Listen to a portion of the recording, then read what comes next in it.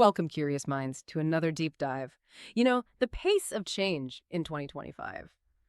It's just incredible, isn't it? We're seeing AI shaking up whole industries, climate issues demanding really bold answers, and frankly, this rising tide of misinformation. And it makes you question everything. In this kind of world, revolutionary ideas, they aren't just nice to haves anymore. They feel more like lifelines. I mean, think about some of the stuff happening right now. Labs engineering microbes that literally eat plastic waste. Or these osmotic power systems pulling energy from the sea. It's amazing stuff. But it leads to the big question we're tackling today. What actually sparks these ideas? Why do some brilliant concepts just fizzle out while others completely change the world? So our mission here is to unpack the sources you've sent us and really try to dissect that mix of creativity, collaboration, and honestly, guts that turns a what if into what is. How do we Yeah. get from an idea to real extraordinary change? Okay, before we properly jump in, if you're finding this kind of information valuable, you should definitely check out Mind Expansion Daily. Seriously, it's a fantastic resource. And while you're thinking about it, could you do us a quick favor? Like this deep dive, subscribe to Mind Expansion Daily, hit that notification bell too so you don't miss out. Also, if you feel like we're adding something useful today, maybe consider buying us a coffee. The link for that is right down there in the description. And look, as we get into this, I want to challenge you. If you agree or maybe even disagree with how we're breaking down how these big ideas happen, leave a comment. We genuinely want to hear what you think. Oh, and one more thing, tell us where you're listening from. Drop your location in the comments. We're aiming for a truly global reach, so let's see where everyone is tuning in from. All right then, let's get into it. Yeah, and it's important to stress this isn't just, theoretical navel gazing. Finding ways to unlock these ideas is a real practical need. I mean, look at the projection for food demand, a 56% jump needed by 2050. That's huge. So building cultures that support creativity, support resilience, it's not just a nice to have, it's actually vital for our future. That really hits home the urgency of it all, which makes you wonder, okay, if the payoff is so massive, why do so many potentially game-changing ideas just stall? What are the sort of biggest roadblocks, both internal and external? Well, one of the biggest ones definitely is the fear of failure. It's Mm. almost this psychological leviathan, as I sometimes think of it. Now, some fear is natural, right? Mm. Because evolutionary keeps us safe. But when it comes to innovation, it just sabotages things. And it's not just about the project itself failing. It's often more about the social hit, the hit to your reputation. In today's world, that can feel like a much bigger risk. That kind of pressure, it's intense. We see it in the stats, like 70% of employees holding back on pitching bold ideas because they're worried about that fallout. It kills creativity before it even starts. You can just picture it, right? All those inventors in their garages, maybe they had something brilliant, but they shelved it. And then someone else comes along later. It's like fear doesn't just stop you, it actively keeps things mediocre because everyone Yeah. plays it safe. Okay, so that's the internal fear. But what about resistance to just thinking differently? This kind of addiction to the old ways. It feels like a mental rut, doesn't it? Dug deep by years of maybe rigid education or corporate ladders, that whole, but we've always done it this way Yeah. mindset. Oh, absolutely. And that gets amplified massively in groups where everyone comes from the same background, thinks the same way. The classic echo chamber. When you lag different viewpoints, you just reinforce the same biases. You miss things. There was that McKinsey report, I think it was 2024, showing companies without that viewpoint diversity, they launch about 19% fewer really radical innovations. It really does breed stagnation. Think about early Silicon Valley, Yeah. very uniform, right? And they arguably sidelined women, minorities, delaying breakthroughs because those different user perspectives weren't really valued initially. And then there's a cold, hard reality check. Yeah. Just not having enough resources, not enough money, not enough time. That's where these grand visions can just evaporate into pipe dreams. It's a constant struggle, especially for startups trying to get off the ground. Venture capital, for instance, took a big dip, 38% globally in 2023. That hurts. You've got labs, particularly in developing countries, that just don't have the funding to build prototypes properly. Even big players like NASA have faced budget cuts that slowed things down. And don't forget time. Just finding the time for that deep thinking, that flow state where ideas really cook in our always-on culture. It's a luxury. So you end up with small tweaks, not big leaps. And what's really tricky is how these hurdles all connect. They kind of lock together. Fear leads to playing it safe, which means you don't seek out diverse ideas, which then makes it harder to justify getting resources for something bold. It's a cycle. A vicious cycle. And the result, yeah, you called it an innovation drought. That figure, 90% of startups failing, not because the idea was bad, but because the execution got strangled by these things. Yeah. That's sobering. But, okay, the flip side is history is full of people who did break through these barriers, right? It shows they can be overcome. So if those are the hurdles, let's talk about the fuel. The things that do ignite the spark. You mentioned three key things: creativity, collaboration, and courage, it sounds like an alchemy almost, turning basic ideas into gold. Yeah, I like that analogy. Creativity, for me, is like it's the rebel inside us, daring to see things differently. And crucially, it's not just some magic gift. It's a muscle you can build, often through, well, deliberate play. Things like design thinking, really putting the human user right at the center. Before you even start brainstorming solutions, that's birthed huge successes. Think about Post-it notes. That started as a failed glue. But IDEO's approach focused on the user need for temporary notes, and bam, office staple. Right. And we see that kind of creative spark now in 2025 with things like generative watermarking, where AI embeds these invisible markers right into content to fight deepfakes. That's a really imaginative blend of tech.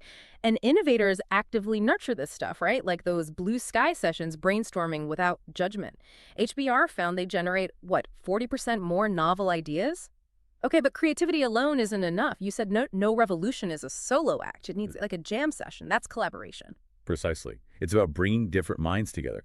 Diverse teams consistently outperform uniform ones by about 35% in problem solving, studies show. Why? Because different backgrounds, different experiences. They spot blind spots others miss. The Human Genome Project is a perfect example. That was a massive global effort, 20 institutions sharing data constantly. They took a task that could have taken decades and did it in 13 years, and today. We see that same power in things like collaborative sensing networks, sensors linked by AI, sharing data in real time to manage traffic or monitor the environment better. Okay, creativity, collaboration. And the third piece was risk-taking. The courage part. This feels like the real leap of faith. It really is. It's about looking at uncertainty and seeing it as a chance to learn, not something to just run away from. You think of people like Elon Musk, right? Betting everything on Tesla's battery tech when it was totally unproven, nearly going broke.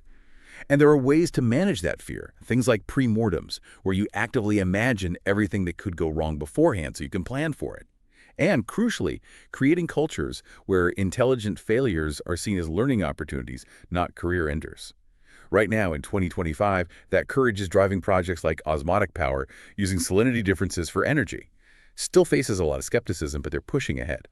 So when you bring these three together, creativity, collaboration, risk, that's where the magic happens. Like creativity plants the seed, collaboration helps it grow, and courage gives it the push it needs to really take off. Miss one, and the whole thing can just stall. Yeah, the theory makes sense, but the real proof is always in the pudding, isn't it?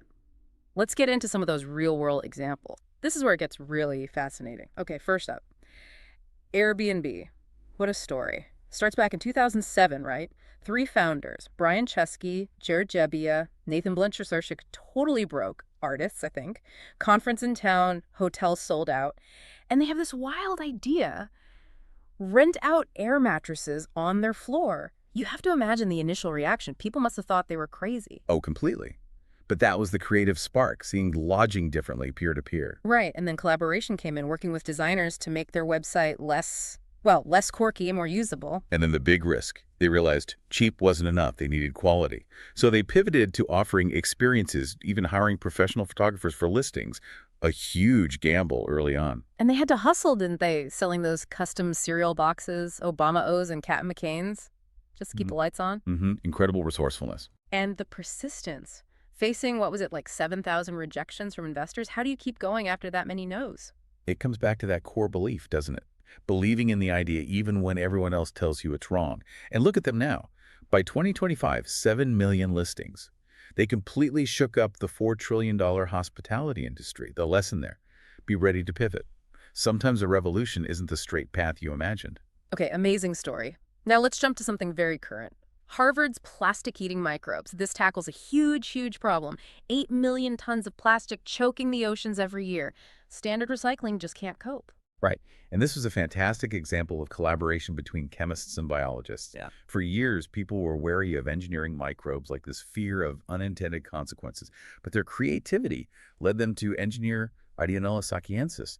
This little microbe can break down PE plastic, the common type in bottles, in just days. And the byproducts are harmless. They managed the resource hurdles, getting grants, and they took the risk of the ethical debates around genetic modification and the potential impact. Scaling this up to industrial bioreactors, it could reclaim literally billions in waste value, turning a disaster into a resource. Incredible. Okay, one more. Be Wise's Bee Home. This one hits close to home for agriculture. Those varroa mites. Devastating bee colonies. Half the U.S. colonies lost in 2023. That's terrifying when you think about pollination, about our food supply. A third of our crops rely on it. Exactly. And the creative solution here was blending AI expertise with traditional beekeeping knowledge. The founders developed robotic hives using AI and drones for precision mite treatment.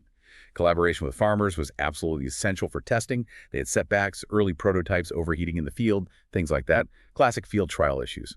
But they took the risk, kept iterating, kept refining the design, even with fairly limited initial funding. And the result? Bee Home is boosting hive survival rates by 80%. That directly safeguards something like $15 billion a year in U.S. agriculture alone. Wow. These modern examples, they really echo those older stories too, don't they? Like the Wright brothers defying everyone, taking risks with their designs, or Fleming and penicillin, that was a bit of luck, but also needed his collaborative network to turn it into a world changer. Yeah, the pattern holds. That triad, creativity, collaboration, courage, it seems fundamental. So the takeaway really is that bringing these revolutionary ideas to life, it isn't just luck. It's something we can actively cultivate. It's a craft. Right. And we can start by tackling that fear factor, Yeah. creating environments with real psychological safety. Google's Project Aristotle showed that's more important for team success than just having smart people. Absolutely. And organizations need to actively build in diversity, not just talk about it. Inclusive hiring, yes, but also things like dedicated innovation budgets, ring-fenced for trying bold, potentially risky things. Governments have a part to play too. Things like tax incentives for R&D. Look at Singapore pushing for net zero housing, or rethinking education to prioritize creativity over just memorization.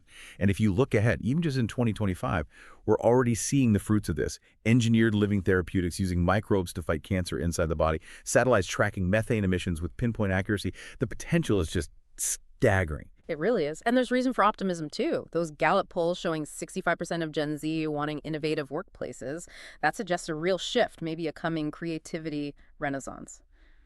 So wrapping this all up, what's the big picture? Revolutionary ideas aren't mystical bolts from the blue. They seem to be born from this powerful mix: creativity, collaboration, courage, and they can overcome those big hurdles we talked about. Yeah, I think at the end of the day, it requires a shift. We need to move from just being consumers of change to becoming its architects. And that means being willing to get messy, to fail forward, as they say, to collaborate broadly, and yeah, to dream a little dangerously. So, the final thought for you listening. What sparks your fire? What's that idea simmering away in the back of your mind? How are you going to step up and become an architect of tomorrow? If this conversation got you thinking, definitely head over to Mind Expansion Daily for more content like this. And please like this deep dive, subscribe, maybe share it with someone you think needs to hear it. Remember, you can also buy us a coffee if you found this valuable. The link's waiting for you in the description. And seriously, drop us a comment. Your ideas, your disagreements, we want to hear it all. And don't forget to tell us where you're listening from. Let's see how far these ideas are spreading. Thank you so much for joining us on this deep dive. Until next time, keep exploring and keep innovating.